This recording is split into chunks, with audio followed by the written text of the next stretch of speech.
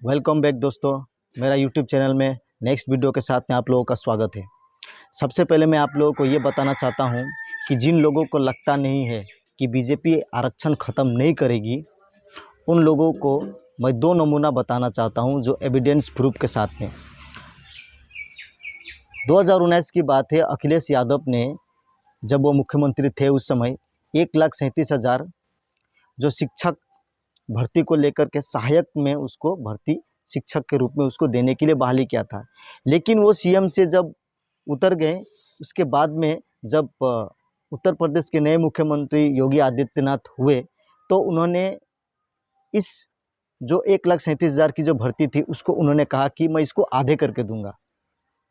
तो पहले जो 68,000 जो 68,000 की थी उसे उन्होंने भर्ती कर दिया। उसके बाद में जो बाकी का था 69,000 69,000 की, उसको जब उसे भर्ती का ये आया तो उसमें बहुत बड़ी एक धांधली और अनदेखी की गई। इसमें एससी ओबीसी जो बच्चे हैं जो वहाँ पर मेहनत से एग्ज़ाम दिए थे उनको लेकर के बहुत बड़ी एक अनदेखी की गई है, धांधली की गई है। इसको लेकर के इलाहाबाद हाई कोर्ट में केस भी किया गया था। वो केस बहुत सालों के बाद चलने के बाद में अभी जब अगस्त महीना में जो उसका रिज़ल्ट आया कि ये पूरी तरह से ये गलत है, उन लोगों के साथ में धोखा किया गया है, इसे फिर से न्यू मेरिट लिस्ट में लाना चाहिए, ये कहा।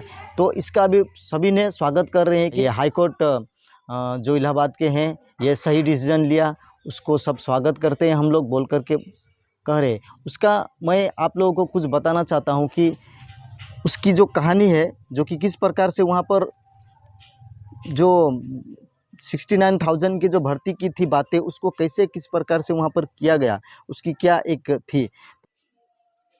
69,000 सहायक परीक्षा पदों के लिए निकली इस भर्ती की परीक्षा 6 जनवरी 2019 को हुई। इस भर्ती के लिए अनारक्षित की कट ऑफ 67.11% और ओबीसी की कट ऑफ 66.73% थी।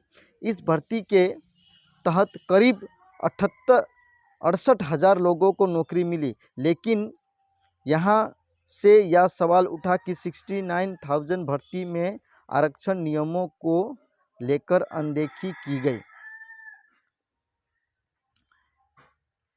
तो यहाँ पर बेसिक जो शिक्षा नियमावली 1981 का पालन सही से नहीं किया गया और 69,000 भर्ती के अनार्थी जो इस विरोध के साथ आंदोलन के लिए सड़क पर उतरे, उनका कहना था कि इस नियमावली में साफ है कि कोई ओबीसी वर्ग का अभ्यर्थी अगर अनारक्षित श्रेणी के कट ऑफ के अधिक नंबर पाता है तो उसे ओबीसी कोटे से नहीं बल्कि अनारक्षित श्रेणी में नौकरी मिलेगी, यानी वह आरक्षण के दायरे में नहीं गिना जाएगा।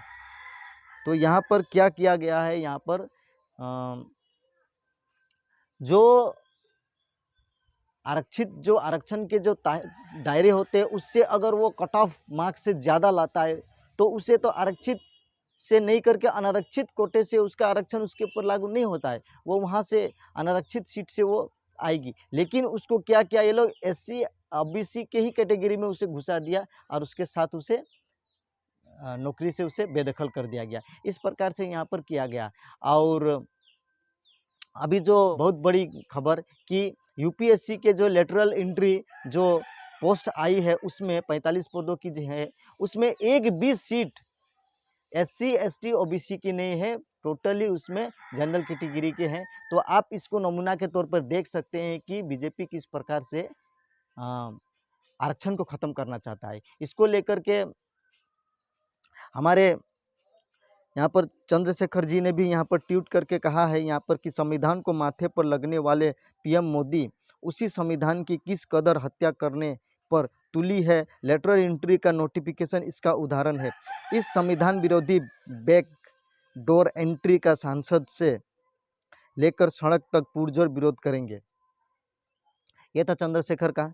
उसके बाद में हंसराज मीणा ने जो कि अपना कहा है, ये जो निकाला है उसको लेकर के, जिन लोगों को लगता है कि बीजेपी आरक्षण खत्म नहीं करेगी उनके यूपीसी द्वारा जारी लेटरल एंट्री भर्ती का विज्ञापन देखना चाहिए।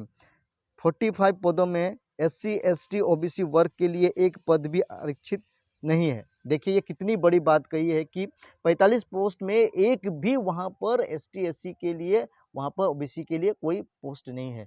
तो ये साफ दिखाई दे रहा है कि ये आरक्षण को ख़त्म करना चाहते हैं। लक्ष्मण यादव जी ने भी यहाँ पर बताया है, संविधान को लेकर के बताया कि संविधान खतरे में है, इससे कुछ सत्ता समर्थित लोग नहीं मानते थे।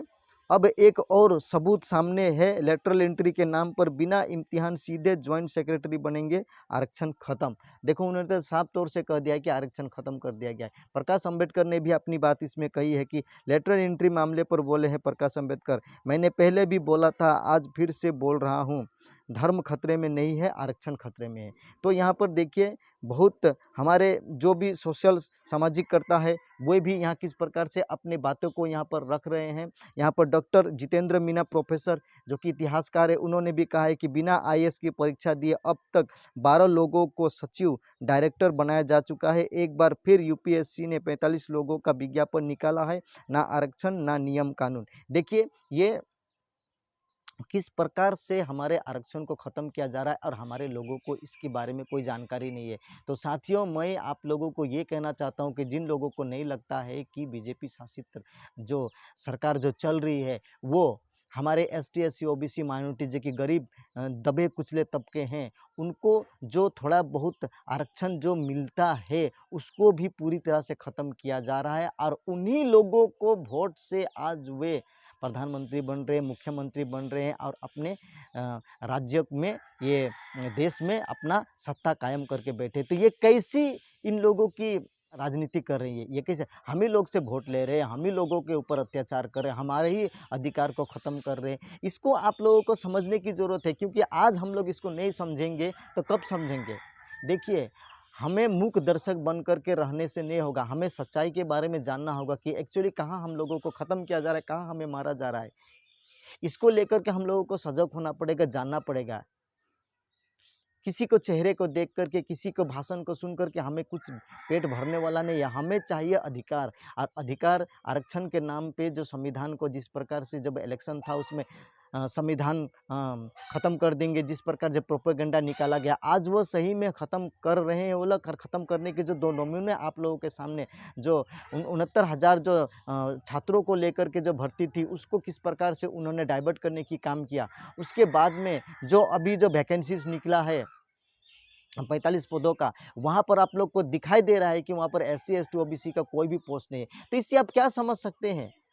इतना देखने के बाद में भी आप अंधभक्त की तरह रहेंगे और सही सच्चाई को नहीं जानेंगे, नहीं बोलेंगे तो नहीं होगा। ये देश की घटना है, मैं जापान और अमेरिका की घटना के बारे में नहीं बता रहा हूँ। इसलिए साथियों आप लोग अपने अधिकार के प्रति सजग रहें, आप लोग जो भी झंडे के नीचे रहें, लेकिन आप मुंह बंद करके आप कोई भी चीज़ को आंख बंद करके विश्वास मत कीजिए। उसके बारे में आप बोलिए, देखिए कि हाँ ये सही है कि गलत है, मैं जिस चीज़ के नीचे हूँ क्या मैं सही में हूँ, ये सही कर रहा है कि नहीं कर रहा है।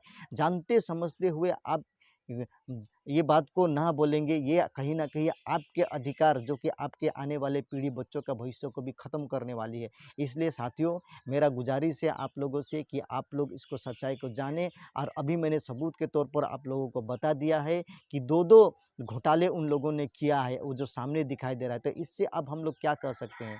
तो आज के लिए इतना ही। देखते रहिए मेरे इस चैनल को। वीडियो अच्छा लगे तो लाइक एंड कमेंट और चैनल को सब्सक्राइब ज़रूर कीजिएगा। आज के लिए इतना ही। मैं फिर ऐसे ही वीडियो और कंटेंट देश दुनिया को लेकर के आता रहूँगा। आज के लिए इतना ही दोस्तों, धन्यवाद।